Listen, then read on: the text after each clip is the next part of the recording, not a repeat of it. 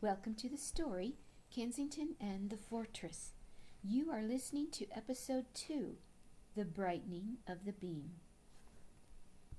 Kensington scanned the panorama, trying to determine where to safely begin clearing debris. As he glanced again at the top of the fortress, he realized he hadn't studied the steeple in a very long time.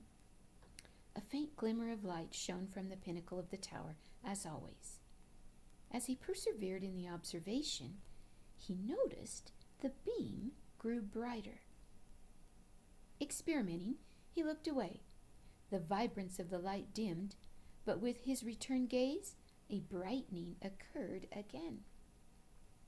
This phenomenon both intrigued and inspired him. "Amazing," Kensington whispered. He had a sense that the fortress was communicating to him. "What is it telling me? Could this be a sign? Yes, I think the message is that we can take back what once was ours. I've got to tell the others." Kensington pondered who to inform. Of course, he would share with his sister Martha. No doubt she would want to spread the news to her closest companions. Lizette, Julia, Carol, and Maria were faithful friends who'd also grieved the loss of the pilgrimage path. Help from other brave comrades would be needed, not only to clear debris, but to face the behemoths who'd taken over the garden.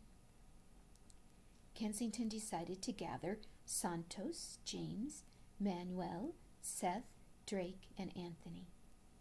This group of 12 would work diligently, and though some might be nervous at first, their bravery would come as they labored with a unified purpose.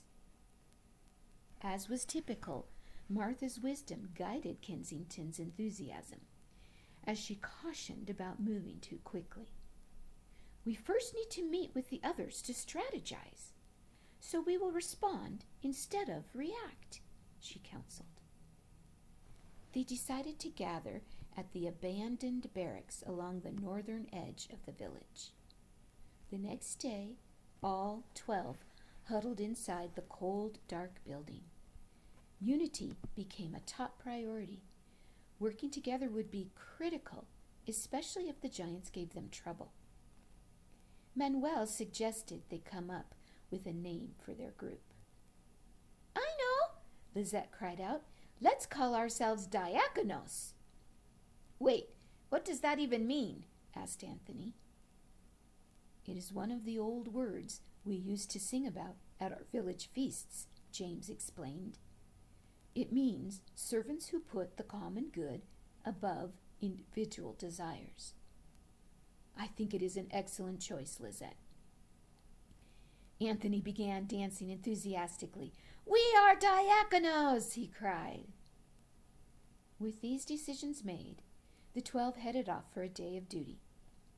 The first task was clearing away thorny vines where the path to the fortress met the main road of the village. The men wielded their machetes against the stubborn brush and thickets. Julia, Carol, and Lizette hauled the debris away in a wagon while Maria and Martha stood and watched, ready to warn of any danger. It was nearly half a day before any villagers even took notice. Martha noticed a few stepped outside their huts briefly, but then quickly retreated. Not wanting to challenge recent norms of privacy, the citizens remained hidden inside their homes, despite their curiosity. At noon, the 12 gathered for lunch. Drake suggested they gaze at the tower of the fortress in silence before partaking of the food. Eager to test Kensington's claim about the light, there were oohs and ahs when the radiance from the tower brightened in response to their collective focus.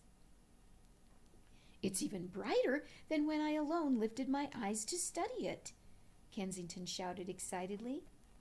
They stood in reverence for several minutes. "What are you staring at?" a curious boy, Dyer, asked, startling the 12 friends. He was joined by his 2 sisters. "Why, hello!" Maria spoke first. "It's wonderful to see you outside on this fine day, children." "But we're not supposed to be this close to the garden," the older sister Hannah warned her brother. "Mother and Father have told us many times not to go near the giant's garden." "I see," Seth responded. "Well, it's good to obey your parents. But did you know this garden does not belong to the giants at all? It belongs to the people of our village." Kensington chimed in. "That's right. You see, children, we are citizens who are cleaning up our garden. Eventually, we hope to chase away those ugly giants so people can enjoy the garden and the shelter of the fortress once again." "Can we help?" the youngest girl, little Mary, asked innocently. "No, we cannot," Hannah scolded again. "We must return home. We are only allowed to play near our house. Dyer should have never come over here." Anthony hurried over to the children. "Hey, kids, before you leave, let's have some fun. Stand with me and stare at the light of the tower of the fortress. Tell me what you see." The children were amazed by the brightening of the light beam in the tower. Dyer reasoned that it must be some kind of magic, while Hannah simply shook her head, not knowing what to think. Little Mary's eyes widened as a smile spread across her face. "We need to help clear the path to the fortress," she told herself. "I know Hannah won't let us, but I've got to find a way to help these citizens take back our garden." Not knowing what else to do, Hannah escorted her siblings away, and the group of friends finally sat down for their noonday meal. Soon, Julia heard rustling in a nearby hawthorn bush. She cried out to warn the others when she saw a giant's head raising. 2 horns protruded where ears would be. There was one small eye in the center of the forehead. A prominent nose and mouth crowded its face, and warts covered its bald head. Though some of the others cowered, Kensington calmly instructed Martha and Maria to clean up the meal while everyone else should ready themselves for defense. Impulsively, Anthony began yelling, "Get out! Get out!" The behemoth hurried away through the thick brush. But within minutes, it returned with 2 other ugly ogres.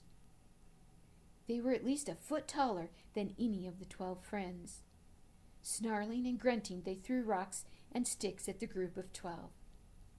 In response, Anthony grabbed a machete and ran toward them, ready to fight. "Wait!"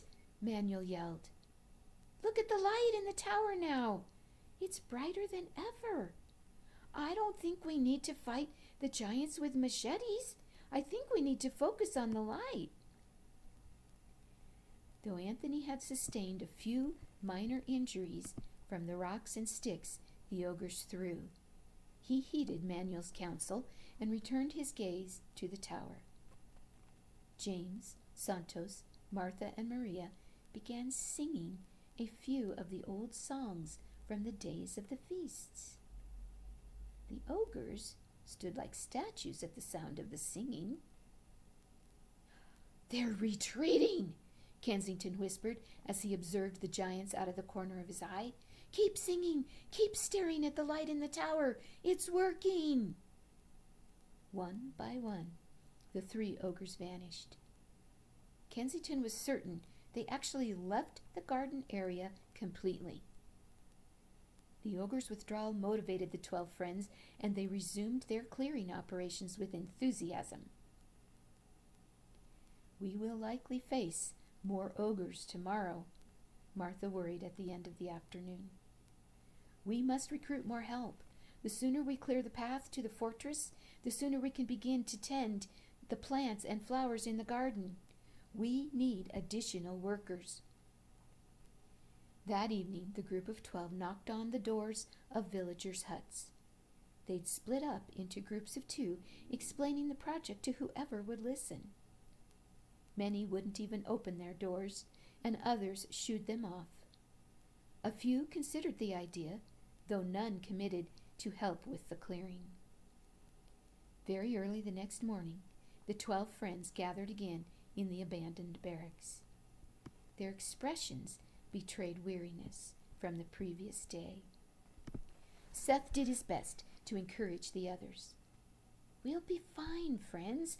We got through yesterday's challenges by sticking together and by keeping our eyes on the light in the tower. We can do the same today, even if no one else comes to help. We are diakonos." As they moved to leave their gathering place, Julia noticed a heavy door at the far end of the barracks. She got Santos to help her open it. With a lantern, they crept inside the room. It appeared empty, but as Julia shone light on the back wall, they noticed what looked like a table with a square-shaped object on top of it. As they moved closer, Santos shouted in excitement, using his native tongue, "Maravilloso! Asombroso! Fantastico!" Carol heard Santos yelling and rallied the others. They cautiously entered the back room of the barracks. What they saw on the table would become quite significant to their success.